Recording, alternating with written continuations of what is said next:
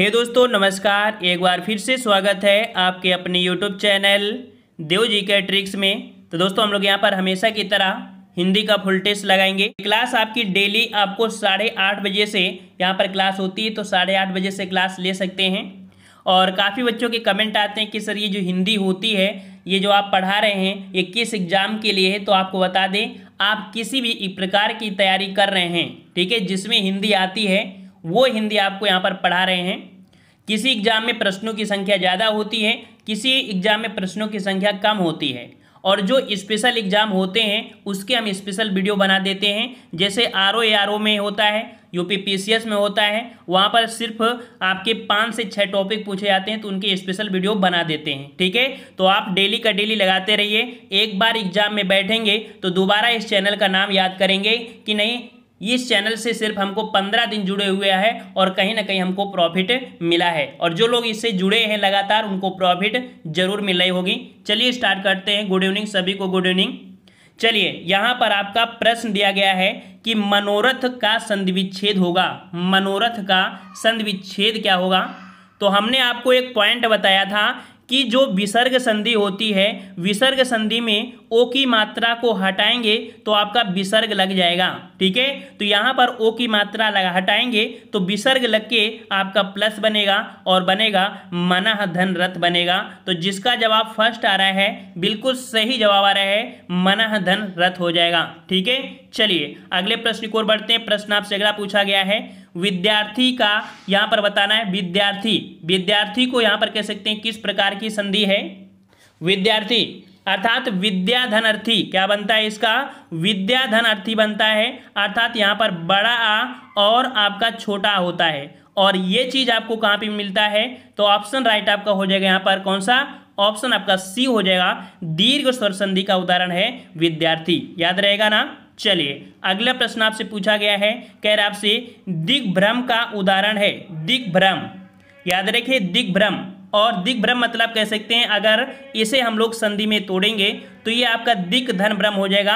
अर्थात गा का परिवर्तन आपके जो व्यंजन संधि होती है का में हो जाता है, तो ये बनेगा आपका यहाँ पर दिक धन भ्रम। ठीक है, दिक धन भ्रम बनेगा, जो कि आपका ये व्यंजन संधि है। तो जिसका जवाब यहाँ पर बी आ रहा है, बिल्कुल सही हो जाएगा। अगला प्रश्न आपसे पूछा गया है कि बिल्ली छत से कूद पड़ी। बिल्ली छत से कूद पड़ी में कौन सा कारक है? हमने आपको बताया है कारक पढ़ लीजिए। आपके कारक कितने होते हैं? 8 होते हैं। बड़े आसानी से पढ़ सकते हैं। यहाँ पर बिल्ली छत में है और छत से जब कूदेगी तो अलग हो जाएगी, मतलब छत से अलग होगी ना, उससे दूरियां बनेगी। अर्थात यहाँ पर आपका जो हो जाएगा कौन सा? तो ऑप्शन राइट आपका यहाँ पर हो जाएगा सी नंबर, अपादान कारक का प्रयोग हुआ है। क्योंकि यहाँ पर से शब्द आपका जुड़ा है। से शब्द जो इंगित कर रहा है वो आपका से अलग होना। ठीक है, चलिए अगला प्रश्न आपसे पूछा गया है कि नीचे लिखे वाक्य के लिए एक शब्द बताइए जो युद्ध में स्थिर रहता है। बताइए भाई, युद्ध में स्थिर रहने वाला हमने कई बार आपको बताया है। और यहाँ पर युद्ध में स्थिर रहने वाले को क्या बोलते हैं? बिल्कुल सही जवाब है, वेरी गुड। ऑप्शन राइट आपका डी हो जाएगा, युधिष्ठिर होता है। ठीक है, युधिष्ठिर होता है। नेक्स्ट प्रश्न आपसे पूछा है, शैव कहते हैं। शैव, आपने शैव धर्म पढ़ा है ना?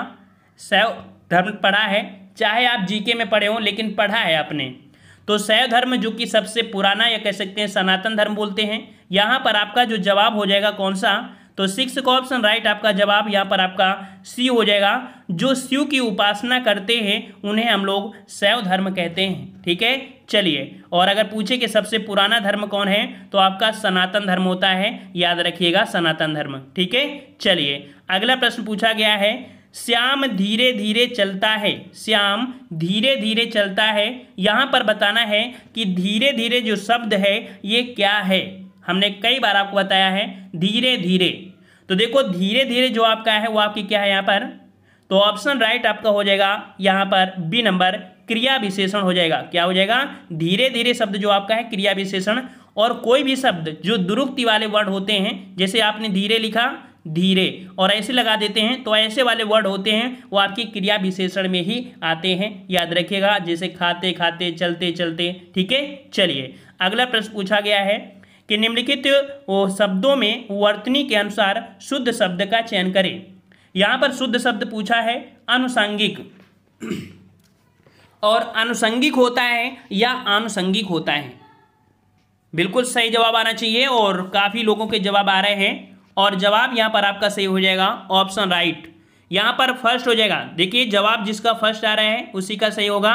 याद रखिएगा जो आपका ये सा होता है उसी का प्रयोग करते हैं, ठीक है, ये वाला जो सा होता है उसी का प्रयोग करते हैं। और आनुषंगिक अर्थात बड़ा की मात्रा होती है, जी को आपका फर्स्ट लिखा हुआ है, ठीक है।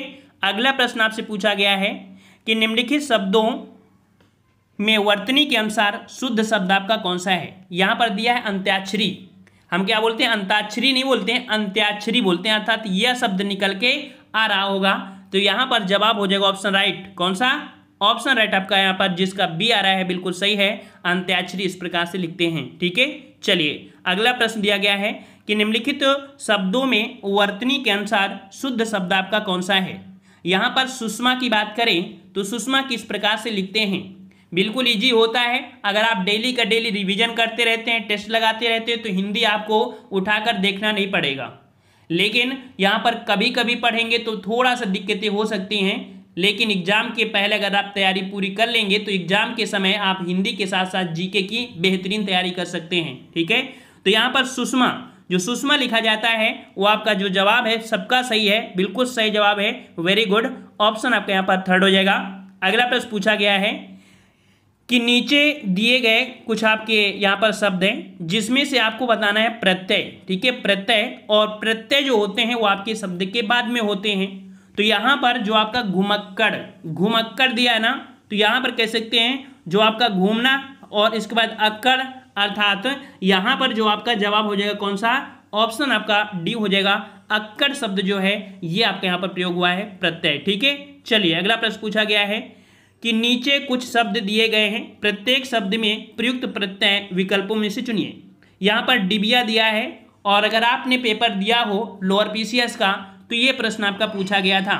ये मत समझिए कि कोई प्रश्न आपके एग्जाम में नहीं पूछा गया है, सभी प्रश्न हमने वही लिया है जो एग्जाम में पूछे गए हैं। तो डिबिया, डिबिया, या शब्द आपको निकल रहा है ना, डिबिया, तो डिब्बा होता है वैसे डिबिया, या शब्द आपका निकल रहा है जो कि ऑप्शन राइट आपका फर्स्ट हो जाएगा, या यहाँ पर आपका प्रत्यय है।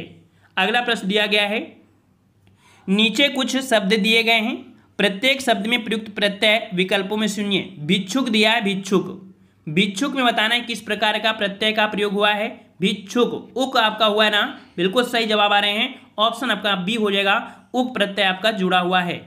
अगला प्रश्न दिया गया है निम्नलिखित में से कौन सा शब्द बादल का पर्यायवाची है। बादल का पर्यायवाची पूछा गया है और याद रखिए बादल के पर्यायवाची में यहाँ पर आपका जवाब, यहाँ पर चलिए यहाँ पर जवाब हो जाएगा क्या, ऑप्शन राइट आपका हो जाएगा। यहाँ पर बादल पूछा है और 10 शब्द यहाँ पर है और 10 शब्द यहाँ पर है। याद रखिएगा जिसमें जल से संबंधित होता है तो लगभग जल मिल जाता है, लिख जिसमें दा संबंधित होता है वो आपकी किसमें, दा में ही मिलेगा। तो बादल है और यहाँ भी दा है, तो जवाब यहाँ पर आपका डी हो जाएगा। याद रखिए बादल का पर्यायवाची आपका नीरद होता है, नीरद, नीरज नहीं होता है, याद रखिएगा, ठीक है, समझ में आ गया। चलिए अगला प्रश्न आपसे पूछा गया है, कह रहा आपसे आह आप आ गए। वाक्य में आह शब्द जो आपका है ये क्या है, ये शब्द क्या है यहाँ पर प्रयोग किया गया है। तो यहाँ पर अगर हम मान लो 1 मिनट के लिए कि इस शब्द को ना लगाएं तो क्या हम इसका जवाब बता नहीं सकते। आप आ गए मतलब सही है ना, लेकिन इसका शब्द लगाने से थोड़ा सा संबोधन टाइप या कह सकते हैं कि थोड़ा सा उत्साहित यूज हो जाता है। तो जो आ शब्द प्रयोग हुआ है ये आपका क्या है, ये एक अव्यय है, ठीक है। जब कोई अनुवाद पूरा हो लेकिन उसको और सुंदर बनाना चाहें तो उसमें कुछ वर्ड यूज कर देते हैं तो वो आपका अव्यय कहलाएगा, ठीक है। तो ऑप्शन आपका यहाँ पर फर्स्ट हो जाएगा। लेकिन कुछ वर्ड आपके ऐसे होते हैं जिनको हम लोग निपात बोलते हैं, जो पूरे पूरे वर्ड को शुद्ध बना देता है, ठीक है। चलिए अगला प्रश्न पूछा गया है कि निम्नलिखित में से पुल्लिंग शब्द आपका कौन सा है। पुल्लिंग शब्द आपका कौन सा है, 16 नंबर। पुल्लिंग शब्द में देखो नदी, नदी तो स्त्रीलिंग है, इलायची ये भी स्त्रीलिंग है, प्यास, प्यास लगी है आपको, जी हाँ लगी है अर्थात ये भी स्त्री है। लेकिन पानी दे दो, पानी शब्द जो आपका है याद रखिए सी नंबर, पानी शब्द जो होता है हमेशा आपके किसमें, पुल्लिंग शब्द में प्रयोग होता है। तो ऑप्शन राइट आपका यहाँ पर सी हो जाएगा। अगला प्रश्न दिया है, जिसका जन्म पहले हुआ हो, जिसका जन्म पहले हुआ हो उसको क्या बोलेंगे?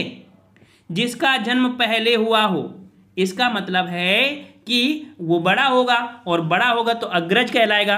तो ऑप्शन आपका डी हो जाएगा, अग्रज कहलाता है। ठीक है, अग्रज कहलाता है।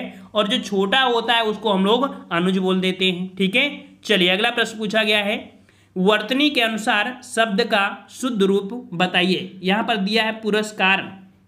देखो काफी बच्चे बोलते हैं पुरस्कार, काफी लोग बोलते हैं पुरस्कार। तो जो बच्चे शुद्ध बोलते हैं पुरस्कार, वही बच्चे बिल्कुल सही होंगे। यहां पर जिसका जवाब आ रहा है कौन सा, बी नंबर, वो सही हो जाएगा। पुरस्कार इस प्रकार से लिखा जाएगा। अगले प्रश्न की ओर बढ़ते हैं। प्रश्न आपसे अगला पूछा है, सजावट शब्द का प्रत्यय बताइए। सजावट, अब इसे यहां पर सजावट में आप देख सकते हैं कि जो आपका निकलेगा आवट निकलना होगा। सजावट, सजावट जब 3 बार बोलोगे तो लास्ट वो वर्ण आपको बिल्कुल साफ समझ में आएगा कि नहीं इसमें प्रत्यय कौन है। सजावट, आवट, आवट शब्द निकलना है ना। तो यहाँ पर जवाब क्या हो जाएगा, यहाँ पर ऑप्शन राइट आपका यहाँ पर हो जाएगा 3rd नंबर, आवट आपका यहाँ पर जो आपका प्रत्यय है। ठीक है, अगले प्रश्न को बढ़ते हैं। प्रश्न आपसे अगला पूछा गया है कि लड़का पेड़ से गिरा, लड़का पेड़ से गिरा। अब देखो लड़का अगर पेड़ से गिर रहा है, इसका मतलब क्या हो रहा है, अलग हो रहा है ना। और जब अलग होता है, जब अलग होता है तो हम किसका प्रयोग करेंगे? तो यहां पर आपका जवाब क्या हो जाएगा, यहां पर बी नंबर, यहां पर अपादान का प्रयोग करेंगे। किसका प्रयोग करेंगे? अपादान का प्रयोग करेंगे। जब कोई चीज अलग की बात करे, और जब भी अलग की बात करे तो हमेशा वहां पर क्या होता है, अपादान होता है। वो कोई भी वस्तु हो, चाहे बिल्ली कूदे या कोई भी हो, जब अलग की बात करे तो हमेशा यही होता है। ठीक है, चलिए तो यहां पर आपका अपादान हो गया। नेक्स्ट प्रश्न को आते हैं। प्रश्न आपसे अगला पूछा है, पुनर्जन्म का संधिविच्छेद, पुनर्जन्म का संधिविच्छेद बताना है। और पुनः जन्म में यहां पर जो आपका कह सकते हैं, जो आपका कौन सा है, रा शब्द जो उड़ा है, ये रा शब्द जब भी ऐसे वर्ड मिले और आपको लगे कि ये स्वर तो नहीं हो सकता है, इस रा का हम लोग विसर्ग बना देते। एक रूल होता है कि इस विसर्ग को हटा दीजिए, ये रा को हटा दीजिए, विसर्ग लगा दीजिए। तो यहाँ पर विसर्ग लगाएंगे तो आपका बनेगा पुनः धन जन्म बनेगा। ठीक है, जैसे हमने बताया था मनोहर, है ना, मनोहर, तो ओ को हटाया था और विसर्ग लगा दिया, ये भी एक रूल होता है। और जो रा होता है इसको हटा दीजिए और इसका विसर्ग लगा दीजिए, ये भी एक रूल होता है विसर्ग में। ठीक है, अगले प्रश्न की ओर बढ़ते हैं। प्रश्न आपसे अगला है, इत्यादि शब्द में कौन सी संधि है? सभी प्रश्न पूछे गए हैं, इत्यादि शब्द में कौन सी यहाँ पर आपकी संधि है? तो इसे अगर तोड़ेंगे बनेगा इत्यादि अति धन याद। मतलब कह सकते हैं कि यहाँ पर आधा शब्द जुड़ा है, और जब भी आधा शब्द जुड़ा होता है उसको हम लोग क्या बोलते हैं, यण संधि। यहाँ पर देखो आधा अक्षर यहाँ पर है ना, यण में जो आपका अड़ा है ये आपका आधा है, और यहाँ पर भी है एक संधि। हमने आपको बताया था कि यण संधि में जो आपके या, रा, वा हो, और इनमें से अगर आधा वर्ड लगा हो वह हमेशा यण संधि में होगी। ये आपकी ट्रिक या कह सकते एक पहचान होती है। ठीक है, इत्यादि। चलिए अगला प्रश्न पूछा गया है कि नाक रगड़ना का अर्थ क्या है? नाक रगड़ना, काफ़ी बच्चे पढ़ते पढ़ते नाक रगड़ते मतलब होता है बहुत मेहनत करते हैं लेकिन सफलता नहीं मिलती है। लेकिन ऐसा नहीं है, उसकी ज़िंदगी में वो पढ़ाई काम नहीं देती, हमेशा काम देती। पढ़ाई ऐसी चीज़ है जो आपको हमेशा सक्सेस बनाएगी। ठीक है, माना कि सरकारी जॉब नहीं मिल सकती है, काफ़ी बच्चे होते हैं जिनको नहीं मिलती है, तो ऐसा मतलब नहीं है कि वो पढ़ाई नहीं किए हैं या पढ़ाई अच्छे से नहीं किए हैं। काफ़ी लोगों की किस्मत होती है और उन्हें जॉब नहीं मिल पाती है, लेकिन हौसला आपको कम नहीं करना है जब तक पढ़ाई करते हो, क्योंकि ये पढ़ाई आपकी आगे कहीं ना कहीं काम आएगी। ना आपको आएगी तो आपके बच्चों में काम आएगी। आप अपने बच्चों को अच्छी तरीके से पढ़ा सकते हैं, उन्हें आगे बढ़ा सकते हैं। ठीक है, तो आपका जो ये धन है, कौन, विद्या धन, इसे कोई बांट नहीं सकता और इसे बांटने से मिलता ही है। तो यहाँ पर आपका नाक रगड़ना, नाक रगड़ना मतलब हो जाएगा कि दीनता पूर्वक प्रार्थना करना। ऑप्शन आपका बी हो जाएगा। अगला प्रश्न दिया गया है कि उन्मूलन का विलोम बताइए। उन्मूलन हमने आपको कई बार बताया है। उन्मूलन मतलब क्या होता है कि उखाड़ फेंकना, जड़ से उखाड़ फेंकना। जैसे पेड़ होते हैं ना, उखाड़ना, तो उन्मूलन मतलब होता है उखाड़ना, और उसका क्या हो जाएगा, लगाना, लगना मतलब रोपण हो जाएगा। तो ऑप्शन आपका 3rd हो जाएगा, रोपण हो जाएगा। अगला प्रश्न पूछा गया है, कालिंदी आपने देखा होगा कि कोई ऐसा एग्जाम नहीं है जहां ये प्रश्न ना पूछा गया हो। तो कालिंदी होता है किसका? ये होता है आपकी यमुना का पर्यायवाची। किसका होता है? यमुना का पर्यायवाची होता है कालिंदी, याद रखिएगा। अगला प्रश्न पूछा गया है कि कार्य के आरंभ में ही विघ्न पड़ना किस मुहावरे का अर्थ है? कार्य के आरंभ में यहाँ पर विघ्न पड़ना, कोई कार्य करने जा रहे हो और अचानक से विघ्न पड़ जाए, इसका मतलब बोलते क्या है? आप तुरंत बोलते हैं सिर मुड़ाते ही ओले पड़ना। ठीक है, सिर मुड़ाते ही ओले पड़ना। जैसे होता है ना, सिर मुड़ा लिया और इसके बाद क्या हुआ, बारिश होने लगे, ओले पड़ने लगे, तो आपके सर में ज़्यादा चोट लगेगी ना। यही समझ लीजिए कि जब तुरंत विघ्न पड़ना मतलब होता है सिर मुड़ाते ही ओले पड़ना। ठीक है, अगला प्रश्न आपसे पूछा है कि किस कवि को कवियों का कवि कहा जाता है? बहुत ही प्यारा प्रश्न है।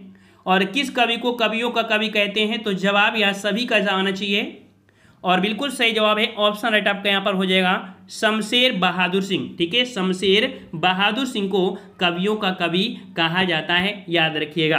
ठीक है, और जैसे धर्मवीर भारती है, अंधा घोड़ा, सातवां, ऐसा आपने सुना है, इनकी काफ़ी रचनाएं हैं। और अगले प्रश्न को बढ़ते हैं। प्रश्न आपसे कह रहा है हिंदी का पहला पत्र बताइए। चलिए, हिंदी का पहला पत्र, और यहाँ पर पहला पत्र होता है कौन सा? जवाब बिल्कुल सही होना, और जवाब आ रहे हैं ऑप्शन आपका फर्स्ट हो जाएगा ऊतंत मार्तंड। ठीक है, ये जो आपका है हिंदी का पहला पत्र है, ऑप्शन आपका यहाँ पर फर्स्ट सही हो जाएगा। कोलकाता में प्रकाशित होता था स्टार्टिंग में। अगला प्रश्न है कि चिंतामणि किसका निबंध है? तो ये भी पॉइंट याद रखना है कि चिंतामणि है क्या? ये एक निबंध संग्रह है। ठीक है, निबंध संग्रह है, और किसका है? तो ये है आपके ऑप्शन बी, आपके रामचंद्र शुक्ल का है। ठीक है, रामचंद्र शुक्ल का है, ऑप्शन आपका बी हो जाएगा। आपसे पूछा गया है कि हिंदी के शब्दों का लिंग निर्धारण किसके आधार पर होता है? हिंदी के शब्दों का लिंग निर्धारण किसके आधार पर होता है? तो अगर मान लीजिए जैसे लड़का है, लड़की है, ये क्या है? ये संज्ञाएं तो होती है ना, तो हम लोग किसको बोल सकते हैं? तो उसको हम लोग संज्ञा ही बोलेंगे। ऑप्शन आपका यहाँ पर क्या हो जाएगा? डी हो जाएगा, जो संज्ञा के आधार पर ही हम लिंग निर्धारण कर सकते हैं। ऑप्शन आपका यहाँ पर डी हो जाएगा। अगला प्रश्न दिया गया है कारक के कितने भेद होते हैं? कारक हमने बताया था कि कारक आपके पूछे जाते हैं और लगभग प्रैक्टिस सेट में मिलता है। जो आपका पूछा जाता है उसको आपको छोड़ना नहीं है और नया प्रश्न आपको जरूर रट लेना है। तो यहाँ पर कारक होते हैं आपके 8 प्रकार के। कितने होते हैं? 8 प्रकार के होते हैं। ठीक है, प्रथमा कर्ता ने, द्वितीय कर्म को, तृतीय करण से, चतुर्थी, पंचमी होता है, पढ़े होंगे आपने। चलिए, अगला प्रश्न आपसे पूछा गया है कि घा का उच्चारण स्थान कौन सा है? घा का उच्चारण स्थान, तो देखिए यहाँ पर घा का उच्चारण स्थान क्या हो जाएगा?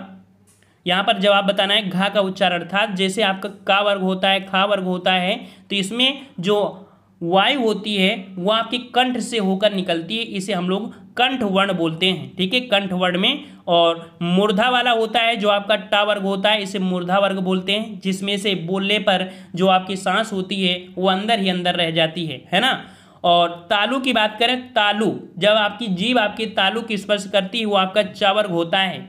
दंत वर्ग की बात करें तो जो आप पा फा बोलते, ता था बोलते हैं, ता था ता, तो इसमें जो जीभ होती है वो दांत की स्पर्श करती है। ठीक है, ता वाले में, तो ये दंत होता है। सभी को पता होगा, नहीं पता है तो बेसिक जानकारी आप जरूर लीजिएगा।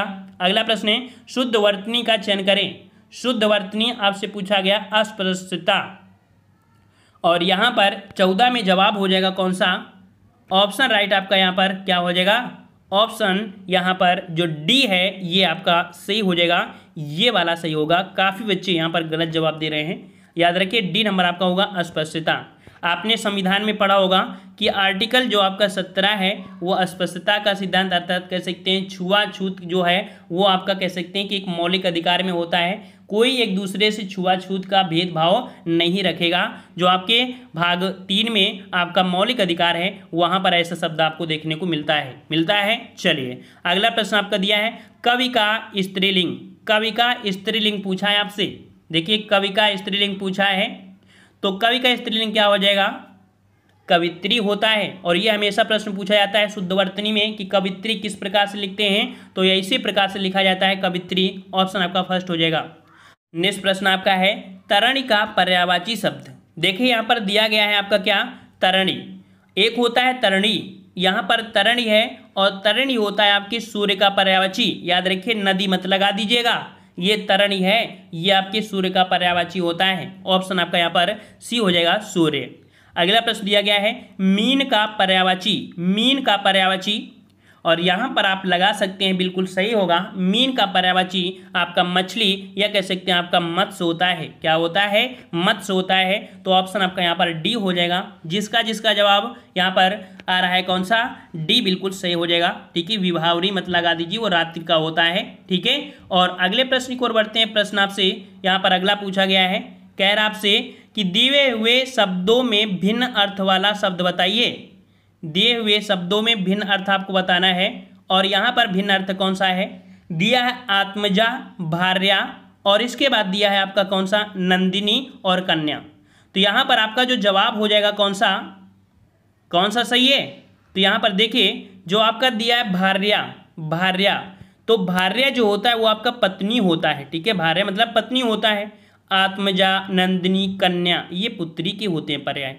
तो यहाँ पर देखो भार्या जो आपका है वो आपका कह सकते हैं यहाँ पर अलग है। ठीक है, अगले प्रश्न की ओर बढ़ते हैं। प्रश्न आपका अगला है अनुपम का पर्यायवाची शब्द बताइए। अनुपम का पर्यायवाची, और अनुपम का पर्यायवाची यहाँ पर आपका बिल्कुल सही हो जाएगा, जो आपका अद्वितीय। अनुपम मतलब होता है अद्वितीय, बिल्कुल से अद्भुत। तो ऑप्शन आपका यहाँ पर कौन हो जाएगा? थर्ड हो जाएगा, अद्वितीय हो जाएगा। ठीक है, अगला प्रश्न है कान का कच्चा होने का अर्थ। कान का कच्चा होना मतलब, कान का कच्चा होना मतलब क्या होता है भाई? तो यहाँ पर आपका जवाब क्या हो जाएगा? तो सुनी बात पर विश्वास करना, सुनी बात पर विश्वास करना अर्थात कान का कच्चा होना होता है। समझ में आ गया? तो सुनी बात पर विश्वास, बहुत लोग होते हैं एक दूसरे की बात सुन लेंगे और इसके बाद हवा उड़ा देंगे, बल्कि वो बात गलत हो जाती है। ठीक है, अगला प्रश्न दिया गया है, कह रहा आपसे आदिकाल में पहेलियाँ लिखने वाले कवि कौन थे? चलिए जवाब दीजिए, आदिकाल में पहेलियाँ लिखने वाले कवि कौन थे? तो यहाँ पर आपका जवाब सही हो जाएगा आपके अमीर खुसरो। ठीक है, अमीर खुसरो से कोई ना ऐसा एग्जाम बाकी है जहाँ में इनसे प्रश्न ना पूछा जाए। अमीर खुसरो है ना, अमीर खुसरो तबला वादक, मतलब हर प्रकार से देखा जाए तो इनको ज्ञान था अमीर खुसरो को। ठीक है, तो ऑप्शन आपका यहाँ पर फर्स्ट हो जाएगा, खुसरो। अगला प्रश्न दिया गया है, कह आपसे पेड़ से बंदर कूदा, यहाँ पर कौन सा कारक है? देखिए, तीन प्रश्न आपको अपादान कारक से आपके आ चुके हैं। यहाँ पर आपका कूदा है अर्थात अलग हुआ है, पेड़ से अलग हुआ है, और अलग हुआ है अर्थात आपका क्या हो जाएगा? अपादान हो जाएगा। चलिए अगला क्वेश्चन है कि श्रृंगार रस का स्थायी भाव बताइए। श्रृंगार रस का स्थायी भाव पूछा गया है, और श्रृंगार रस का स्थायी भाव कौन सा हो जाएगा? तो यहाँ पर आपका हो जाएगा कौन सा? ऑप्शन बी हो जाएगा, रति हो जाएगा।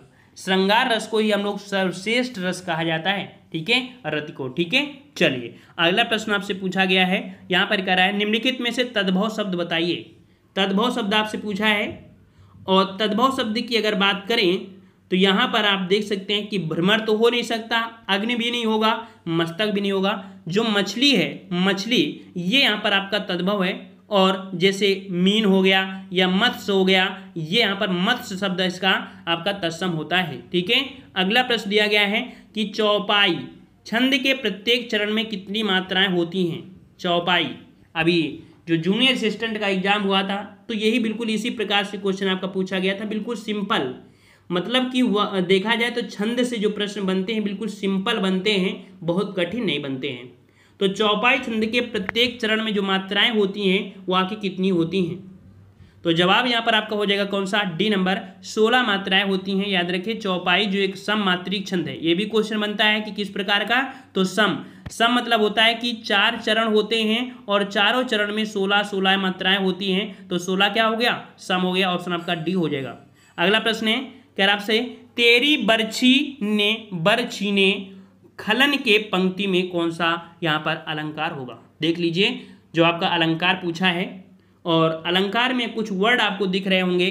तेरी बरछी ने मतलब यहाँ पर बरछी और फिर बरछी, यहाँ पर दोनों ही कह सकते हैं वर्ड सेम है, लेकिन अर्थ आपका अलग हो जाएगा। यहाँ पर जो आपका हो जाएगा कौन सा? तो यमक अलंकार। दोनों ही देखो सेम है ना, और जब वर्ड आपके सेम होते हैं, अर्थ अलग होते हैं, तो उनको हम बोलते हैं यमक। जैसे कि एक बरछी आपने नाम सुना होगा, एक हथियार होता है। क्या होता है? हथियार होता है। और एक बर छीने मतलब होता है योद्धा छीनना, वर मतलब योद्धा हो जाए तो बर छीने, तो योद्धा छीनना। तो जिस प्रकार से कह सकते हैं आपका सी हो जाएगा यमक। अगला है सूर्योदय का संधि विच्छेद बताइए। सूर्योदय, सूर्योदय अर्थात यहां पर आपका जवाब क्या हो जाएगा, सूर्य धन उदय। क्या हो जाएगा, सूर्य धन उदय हो जाएगा। ऑप्शन आपका यहाँ पर बी से हो जाएगा सूर्य धन उदय। और वैसे भी हमने आपको ट्रिक बताया था कि ओ की मात्रा जहाँ लगी होती है गुण संधि में होता है, ठीक है ना। हमने ट्रिक आपको बता दिया है लगभग सभी को, तो उन ट्रिक का यूज करेंगे तो 100% सफलता आपको मिलेगी। अगला है यथाशक्ति में समास बताइए। यथाशक्ति, यथाशक्ति में आपका क्या हो जाएगा, तो शक्ति के अनुसार होता है, अर्थात यथा शब्द जो आपका है ये एक प्रकार का अव्यय है। क्या है, अव्यय है। और जिस किसी भी शब्द में अव्यय लग जाए या वही शब्द आपका प्रधान बन जाए, वही शब्द आपका होता है अव्ययी भाव समास। तो ऑप्शन राइट आपका फर्स्ट हो जाएगा अव्ययी भाव समास। अगला है इनमें से कौन सा शब्द तद्भव है। इनमें से कौन सा शब्द तद्भव है। तद्भव की बात क्या है, तो यहाँ पर तद्भव शब्द आपका कौन हो जाएगा, जहाँ पर चांद की बिंदी मिल जाए, जहाँ पर चांद की बिंदी मिल जाए वहाँ पर आपका हमेशा क्या होता है, भ्रमर ही होता है। तो ये तद्भव अर्थात वहाँ पर तद्भव होता है। तो ऑप्शन आपका यहाँ पर जो भंवरा है, ठीक है, वो आपका इसका आप कह सकते हैं भ्रमर जो होता है तत्सम, भंवरा होता है तद्भव, ठीक है। तो ऑप्शन आपका क्या हो जाएगा, बी सही हो जाएगा। अगला प्रश्न दिया गया है मुद्री का तत्सम रूप बताइए। मुद्री का तत्सम, मुद्री का तत्सम आपका क्या बनेगा, तो मुद्री याद रखिएगा। मुद्री आपने नाम सुना है कभी, गांव में सुना होगा। मुद्री मतलब होता है मुद्रिका, इसका जो तत्सम बनेगा वो आपका मुद्रिका बनेगा। ऑप्शन राइट आपका यहाँ पर हो जाएगा थर्ड नंबर मुद्रिका हो जाएगा, ठीक है। यहाँ पर आपका प्रश्न दिया गया है कि परमाल रासो किसके द्वारा रचित है। परमाल रासो कई बार आपकी एग्जाम में पूछा गया है प्रश्न, परमाल रासो किसके द्वारा रचित है। आपका सही जवाब होगा ऑप्शन राइट आपका यहाँ पर डी नंबर, ये जगनिक के द्वारा रचित है परमाल रासो। तो यहाँ पर याद रखिए परमाल रासो कौन थे, तो आपके कलिंजर नाम सुना है आपने, कलिंजर और महोबा का नाम सुना होगा। वहाँ के एक शासक थे परमाल, ठीक है, वहाँ के शासक थे आपके कौन थे, तो आपके परमाल शासक थे, उनके ही दरबारी कवि थे आपके कौन, जगनिक। तो जगनिक ने परमाल रासो की रचना किया है, जो कि ये परमाल रासो एक आदिकालीन वीर गाथा से संबंधित आपका एक रस काव्य है, ठीक है। तो ये पॉइंट आपका बहुत पूछा जाता है एग्जाम में, ठीक है। चलिए अगले प्रश्न की ओर बढ़ते हैं। प्रश्न आपसे अगला पूछा गया है मृगावती किसकी रचना है। मृगावती किसकी रचना है। मृगावती जवाब देते रहिए सभी लोग, मृगावती किसकी रचना है। ऑप्शन राइट आपका यहाँ पर हो जाएगा फर्स्ट नंबर, ये कुतबन की है। किसकी है, कुतबन की है। और यहाँ से 2-3 पॉइंट और बनते हैं कि मृगावती जो आपकी कह सकती हैं पत्नी थी किसकी, तो आपकी कौशाम्बी के एक नरेश थे, कौशाम्बी के एक नरेश थे आपके कौन, उदयन। तो उदयन की पत्नी थी आपकी मृगावती।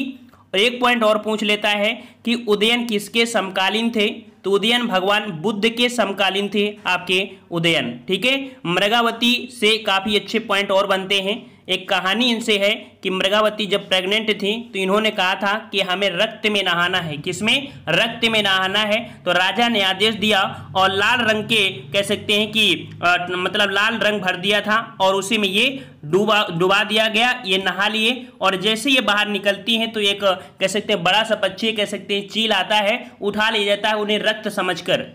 और काफी बड़ी इनकी कह सकते हैं कि हिस्ट्री है, मतलब कह सकते हैं कहानी है, ठीक है। चलिए अगले प्रश्न को आते हैं। प्रश्न आपसे अगला पूछा गया है कि आगे कुआं पीछे खाई का अर्थ बताइए।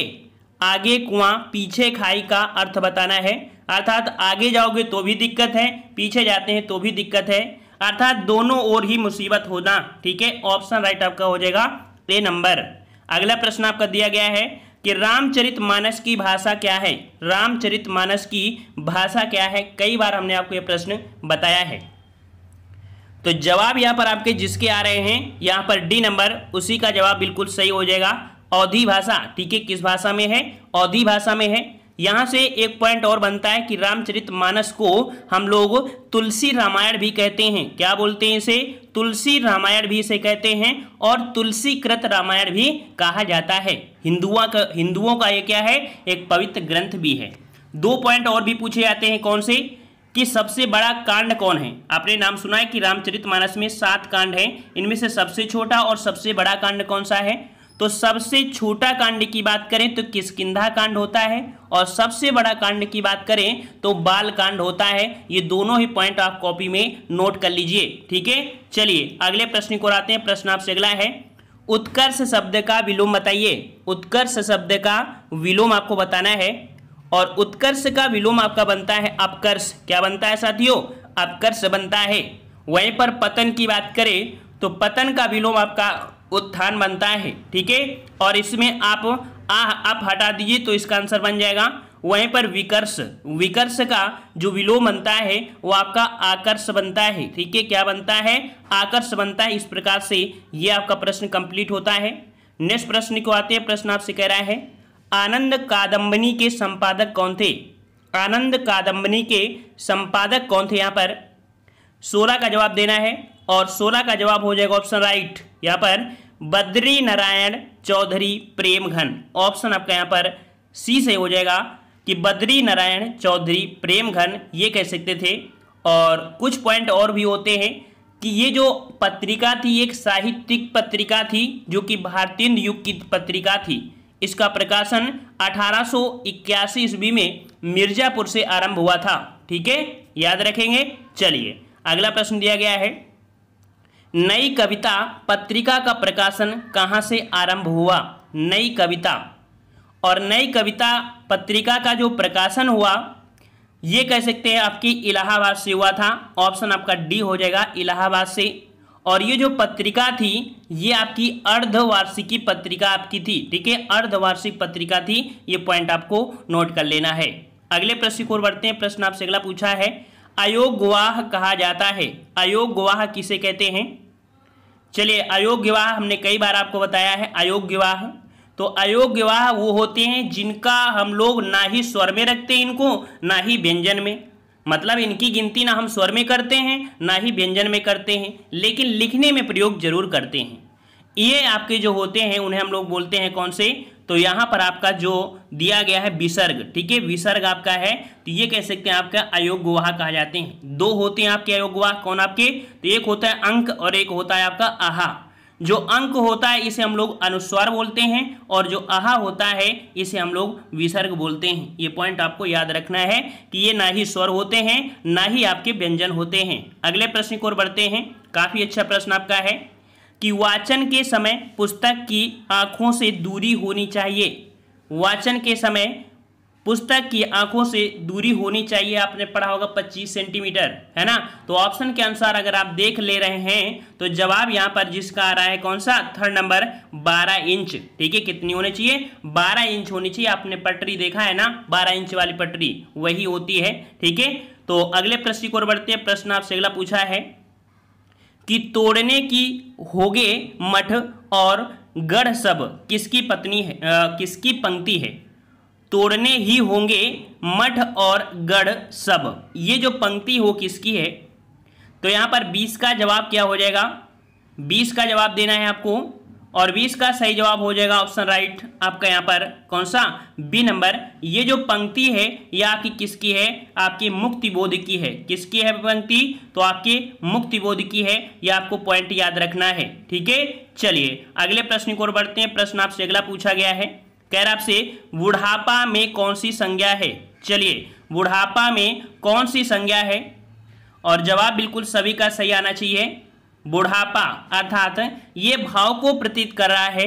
ऑप्शन राइट आपका यहाँ पर डी हो जाएगा, भाववाचक संज्ञा, ठीक है। अगले प्रश्न की ओर बढ़ते हैं। प्रश्न आपसे कह रहा है उपकूल में कौन सा समास है? उपकूल में कौन सा समास है? तो यहाँ पर देख सकते हैं कौन सा वर्ड लगा है? उप। और मेरे भाई जब उप लगा होता है वो आपका अव्यय होता है, वही यहाँ पर कह सकते हैं कि वो मेन होता है। तो इस प्रकार से ये जो आपका हो जाएगा कौन सा? अव्ययी भाव समास हो जाएगा। उपकूल में कौन सा समास है? अव्ययी भाव समास है। अगले प्रश्न की ओर बढ़ते हैं। प्रश्न आपसे अगला पूछा है कि वे शब्द जो धातु या शब्द के अंत में जोड़े जाते हैं उन्हें क्या कहते हैं? वे शब्द जो धातु या शब्द के अंत में जोड़े जाते हैं, और जो अंत में जोड़े जाते हैं उन्हें हम लोग क्या बोलते हैं? उन्हें प्रत्यय बोलते हैं। बिल्कुल सही जवाब आ रहा है, वेरी गुड। ऑप्शन आपका यहाँ पर बी हो जाएगा, प्रत्यय बोलते हैं। अगला प्रश्न आपका दिया है कि निम्न में से किस शब्द में उपसर्ग का प्रयोग हुआ है। उपसर्ग की बात किया है और उपसर्ग यहां पर देख सकते हैं जो आपका दिया गया है कौन सा, थोड़ा सोच समझ के जवाब देना है आपको। यहां पर देखिए दो ऑप्शन आ रहे हैं, देखिए जिसका जवाब सी आ रहा है बिल्कुल सही है। यहां पर जो अपनापन है ना, तो यहां पर पन शब्द जो आपका है ये प्रत्यय है मेरे भाई, ये प्रत्यय है, लेकिन उप शब्द जो है वो आपका उपसर्ग है। तो यहां पर उपसर्ग पूछा है तो ऑप्शन आपका थर्ड हो जाएगा उपकार। ठीक है, चलिए अगला प्रश्न पूछा गया है, औंधी खोपड़ी मोहरे का अर्थ बताइए। औंधी खोपड़ी बोला जाता है ना, औंधी खोपड़ी, तो औंधी खोपड़ी मोहरे का अर्थ क्या होता है, तो याद रखना मूर्ख होता है। क्या होता है, मूर्ख होता है। ऑप्शन राइट आपका थर्ड हो जाएगा मूर्ख। अगला प्रश्न दिया गया है, त्यागपत्र उपन्यास के यहां पर जो उपन्यास है इसके उपन्यासकार पूछा है त्यागपत्र। त्यागपत्र यहां पर जवाब क्या हो जाएगा, तो जवाब यहां पर आपका हो जाएगा ऑप्शन राइट, यहां पर जो आपके जैनेन्द्र। ठीक है, त्यागपत्र उपन्यास के जो उपन्यासकार हैं वो आपके जैनेन्द्र हैं। और याद रखिए ये तीसरी औपन्यासिक कृति है जिसका प्रकाशन 1937 में किया गया था, याद रहेगा। चलिए अगला प्रश्न दिया गया है कि निम्नलिखित में से कौन सा वाक्य शुद्ध है। कौन सा वाक्य शुद्ध है, यहां पर देख रहा है, कह रहा उसने मुझे पास आने के लिए कहा, उसने मुझसे पास, तो ये भी नहीं हो, उसने मुझे पास आने को कहा। देखो याद रखना को शब्द का प्रयोग होता है, 7 का ऑप्शन राइट आपका यहां पर आपका थर्ड हो जाएगा, उसने मुझे पास आने को कहा। ठीक है, अगला प्रश्न को और बढ़ते हैं। प्रश्न आपसे कह रहा है कि कौन सी वर्तनी शुद्ध है। कौन सी वर्तनी शुद्ध है, 8 का जवाब दीजिए। यहां पर जो आपका विशेष लिखा है, विशेष, वो बिल्कुल सही आ रहा है जवाब, परेशान मत होइए, बिल्कुल सही जवाब है, ऑप्शन फर्स्ट हो जाएगा, विशेष इस प्रकार से प्रयोग करते हैं। अगले प्रश्न को और बढ़ते हैं, कह रहा आपसे चौराहा शब्द में कौन सा समास है। चौराहा शब्द में देखो यहां पर बोलने से संख्या लग रहा है, चौराहा अर्थात 4 राहें, मतलब देखो चौराहा उसे बोलते हैं एक सड़क इधर से हो, एक इधर से, एक इधर से, एक इधर, चारों जब होती है इसे चौराहा बोलते हैं। तो 4 राहों को जो समाहार होता है उसे हम चौराहा बोलते हैं, जो कि संख्यावाची है, और संख्यावाची होता है वो आपका द्विगु समास होता है। तो यहां पर जिसका जवाब थर्ड है बिल्कुल सही जवाब है। चलिए अगला प्रश्न यहां पर दिया है कि बिना पढ़ा हुआ अंश वाक्य के लिए शब्द होगा। बिना पढ़ा हुआ, और भाई बिना पढ़ा हुआ जो होता है उसे हम लोग क्या बोलते हैं, क्या बोलते हैं, बिना पढ़ा हुआ। सभी का जवाब यहां पर सही आना चाहिए, काफी बच्चों के जवाब गलत आ रहे हैं। बिना पढ़ा हुआ अंश वाक्यांश के लिए होता है अपठित। ठीक है, क्या बोलते हैं उसे, अपठित बोलते हैं, ऑप्शन आपका 4 हो जाएगा। अगला प्रश्न दिया गया है, कह रहा है वर्णों के उस समूह को जिससे कोई निश्चित अर्थ निकलता हो कहा जाता है। वर्णों के उस समूह को जिससे कोई निश्चित अर्थ निकलता है। तो देखो वर्णों की बात क्या है, एक वर्ण ये है, एक वर्ण है, दोनों को जोड़ेंगे क्या बनेगा, शब्द बनेगा। ठीक है, अब यहां पर वर्ण समूह बोलोगे तो वर्ण समूह में तो बहुत सारे हो जाएंगे, है ना। तो यहां पर हम लोग का खा जोड़ेंगे तो कोई अर्थ निकलेगा, नहीं निकलेगा ना। लेकिन एक या दो शब्दों को जब मिलाते हैं तो उससे शब्द निकलता है। तो यहां पर हम लोग जवाब क्या बोलेंगे, इसका जवाब क्या बोलेंगे, शब्द बोलेंगे, याद रखिएगा। वर्णों के समूह को जिससे कोई निश्चित अर्थ निकलता है उसे हम लोग शब्द बोलते हैं। अगला प्रश्न दिया गया है कि वे कथन जो आपसी व्यवहार में सामान्य रूप से प्रयुक्त होते हैं उन्हें क्या कहते हैं। वे कथन जो आपसी व्यवहार में सामान्य रूप से, हमने आपको पत्रकारिता में बताया था औपचारिक अनौपचारिक, है ना। तो वही जो है आपसी व्यवहार के लिए जो प्रयोग करते हैं वो अनौपचारिक का प्रयोग करते हैं। किसका करते हैं साथियों, अनौपचारिक का प्रयोग करते हैं। ऑप्शन आपका यहाँ पर सेकंड हो जाएगा, अनौपचारिक। अगला प्रश्न आपसे पूछा गया है कि निम्न में से किस पत्रिका का संबंध इलाहाबाद से है। किस पत्रिका का संबंध इलाहाबाद से है। तो इसका जवाब तो आप सही दे देंगे, लेकिन क्वेश्चन कंफ्यूज करता है। क्या कंफ्यूज करता है, आज इस पर हमको सॉल्व करना है। तो याद रखिए कि हिंदी पत्रिका के संबंध जो आपका है वो आपकी इलाहाबाद से है, और आपकी जो आपका है वो हिंदी प्रदीप है। ठीक है, जो इलाहाबाद से संबंध है पत्रिका वो आपकी कौन सी है, हिंदी प्रदीप है। अब यहां पर याद रखिए 2 पॉइंट कि हिंदी पत्रिका का विमोचन किसने किया था, किसने विमोचन। तो विमोचन में आप जवाब देंगे भारतेंदु हरिश्चंद्र, ठीक है, भारतेंदु हरिश्चंद्र। और अगर ये पूछे कि हिंदी प्रतीप के संपादक कौन है, संपादक, तो संपादक हो जाएंगे बालकृष्ण भट्ट। क्या हो जाएंगे? बालकृष्ण भट्ट हो जाएंगे। जैसे कि आपने करंट अफेयर में सुना होगा कि इस पुस्तक का विमोचन आपके नरेंद्र मोदी जी ने किया है ना, लेकिन लिखा तो किसी दूसरे ने होता है। उसी प्रकार से है कि हिंदी प्रदीप का जो विमोचन किया था वो आपके भारतेंदु हरिश्चंद्र ने, लेकिन संपादक कौन है? तो बालकृष्ण भट्ट हैं। ये दो पॉइंट आप नोट कर लीजिए, कॉपी लेकर बैठा करिए, जो नया पॉइंट हो आप नोट कर लिया करिए, हवा में मत उड़ा करिए। चलिए, निम्न में से कौन सा शब्द अमात्रिक है? अमात्रिक मतलब कि बिना मात्रा के। तो बिल्कुल सिंपल सा है, छोटा सा बच्चा होगा वो भी जवाब बता देगा। अमात्रिक यहाँ पर देख सकते हैं, अमात्रिक 2 वर्णों के होते हैं, 3 वर्णों के भी होते हैं, है ना। तो यहाँ पर देखो किसमें मात्रा नहीं है, तो आपके डी नंबर कलरव, कलरव में कोई भी मात्रा नहीं है, अर्थात आपका अमात्रिक हो जाएगा, ठीक है। और ये आपके 2 वर्णों के भी होते हैं, 3 वर्णों के भी होते हैं, ठीक है। चलिए अगला प्रश्न दिया गया है, तरनि तनुजा तट तमाल तरुवर बहु छाये। यहाँ पर आपको एक पॉइंट मिल रहा है बार बार, तरन तनुजा तट तमाल तरुवर बहु छाये, अर्थात यहाँ पर आपके त वर्ण की आवृत्ति, हम क्या बोल रहे हैं? वर्ण बोल रहे हैं आपको, ठीक है। वर्ण की जब आवृत्ति होती है बार बार, तो त वर्ण की जो आवृत्ति हो रही है, अर्थात आपका जवाब क्या हो जाएगा? अनुप्रास अलंकार हो जाएगा, याद रखिएगा। चलिए अगला प्रश्न आपका दिया गया है कि पराधीन सपनेहु सुख नाही किस रचनाकार की पंक्ति है? पराधीन सपनेहु सुख नाही किस रचनाकार की पंक्ति है? तो 16 का जवाब हो जाएगा ऑप्शन राइट, यहाँ पर डी नंबर। ये पंक्ति आपकी तुलसीदास जी की है।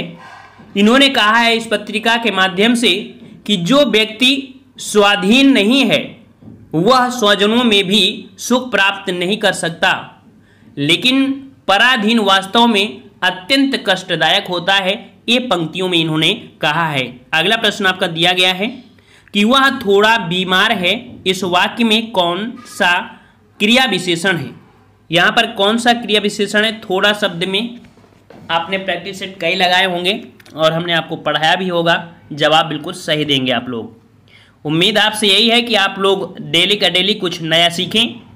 तो यहाँ पर आपका जवाब हो जाएगा 17 का ऑप्शन राइट, बिल्कुल सही है। ऑप्शन आपका बी हो जाएगा, परिमाणवाचक क्रिया विशेषण है, परिमाणवाचक। अगला प्रश्न दिया गया है, कपटी मित्र के लिए सही मुहावरा बताइए। कपटी मित्र, और कपटी मित्र मतलब होता है कि जो आपके बिल्कुल पास में रहे, अर्थात आस्तीन का सांप बोलते हैं उसे, आस्तीन का सांप बोलते हैं कपटी मित्र को, ठीक है। और अगले प्रश्न को आते हैं। प्रश्न आपसे अगला पूछा गया है कि इंद्रियों को जीतने वाले के लिए क्या बोलते हैं? इंद्रियों को जीतने वाले को क्या कहते हैं? और जो इंद्रियों को जीत लेता है उसे हम लोग जितेंद्री बोलते हैं। क्या बोलते हैं? जितेंद्री बोलते हैं। ऑप्शन आपका थर्ड हो जाएगा। अगला प्रश्न दिया है, पवन का संधि विच्छेद बताइए। पवन का संधि विच्छेद आपका क्या बनेगा? तो यहाँ पर आपका जवाब देना है, पवन का संधि विच्छेद क्या बनेगा? तो बिल्कुल सही जवाब आ रहे हैं, सभी के जवाब बिल्कुल सही आना चाहिए। और यहाँ पर आपका जवाब बिल्कुल सही है, बी नंबर, पो धन अन हो जाएगा, पो धन अन हो जाएगा। ये आपकी अयादी संधि है, ठीक है। और हमने कुछ पॉइंट बताया था कि बिल्कुल सिंपल से जब वर्ड लिखा हो वो आपकी अयादी संधि में ही मिलेगा, जैसे पवन है, ठीक है। और भी ऐसी चीजें होती हैं वो आपकी इसी में हो जाए, पावन हो गया, पवन हो गया, ये वर्ड इसी में आते हैं, ठीक है। अगले प्रश्न को आते हैं। प्रश्न आपसे अगला है, अश्व का पर्यायवाची शब्द निम्नलिखित में से कौन सा नहीं है? अश्व का पर्यायवाची शब्द निम्न से कौन सा नहीं है? कभी कभी इस पॉइंट को भी गौर कर लिया करिए, नहीं शब्द को, ठीक है। तो यहाँ पर देखो, घोड़ा होता है, घोटक होता है, और यहाँ पर घय होता है, लेकिन कटक नहीं होता है। क्या नहीं होता है? कटक नहीं होता है। तो बताना है कि कटक किसका पर्यायवाची होता है। कटक किसका होता है? तो कटक होता है फौज का। आपने नाम सुना है, फौज, सेना, पलटन, लश्कर, चतुरंगिनी, ऐसे नाम सुना है, ये आपकी सेना का होता है। तो ऑप्शन आपका थर्ड हो जाएगा। चलिए अगला है, समास का अर्थ बताइए। समास का अर्थ बताना है और सभी लोग जवाब साथ देंगे। समास, समास का मतलब होता है, क्या बोलेंगे इसे? संक्षेप बोलेंगे, संक्षेप बोलेंगे। बिल्कुल सही जवाब आ रहे हैं, बिल्कुल ऐसे ही आपको जवाब देते रहना है। कह रहा आपसे कि प्रमुख भाषाई कौशल के अंतर्गत इनमें से कौन एक नहीं आता है। भाषाई कौशल, और भाषाई कौशल के अंतर्गत इनमें से कौन नहीं आएगा। तो देखिए इसमें से सुनना, बोलना, लिखना तो आता है, लेकिन हंसना इसमें से नहीं आता है। ठीक है। और अगला प्रश्न आपसे पूछा गया है, हिंदी दिवस मनाया जाता है। हम आपको लगभग प्रैक्टिस सेट में ये प्रश्न मिलता है और एग्जामों में भी मिलता है आपका। तो हिंदी दिवस आपको कब मनाते हैं, और अभी अभी आप लोग मना भी चुके हैं 14 सितंबर को। ठीक है, 14 सितंबर को हिंदी दिवस मनाते हैं, क्योंकि संविधान ने 14 सितंबर 1949 को यहाँ पर हिंदी को एक्सेप्ट किया था। ठीक है। और अगला प्रश्न आपसे पूछा है कि काव्य शिक्षण का उद्देश्य, काव्य शिक्षण जो होता है, काव्य की जो शिक्षा लेते हैं वो किस उद्देश्य से लेते हैं। तो याद रखिए, रसानुभूति एवं आनंदभूति कराना। ठीक है, किसमें, तो रसानुभूति और आनंदभूति कराना, ये काव्य शिक्षा का मुख्य उद्देश्य होता है। ठीक है। अगला प्रश्न आपसे पूछा है कि निम्नलिखित में से किस वाक्य में विशेषण का प्रयोग हुआ है। किस वाक्य में विशेषण का प्रयोग हुआ है। तो यहाँ पर देख पा रहे हैं कि बिल्कुल सही पॉइंट आपका लिख रहा है। कह रहा है राम जाता है, तो इसमें तो आपका है नहीं है। मेरी गाय काली है, मेरी गाय काली शब्द देखो आपका क्या आ गया, विशेषण। तो काला, गोरा, ये शब्द आपका होता है विशेषण होता है, याद रखिएगा। ठीक है।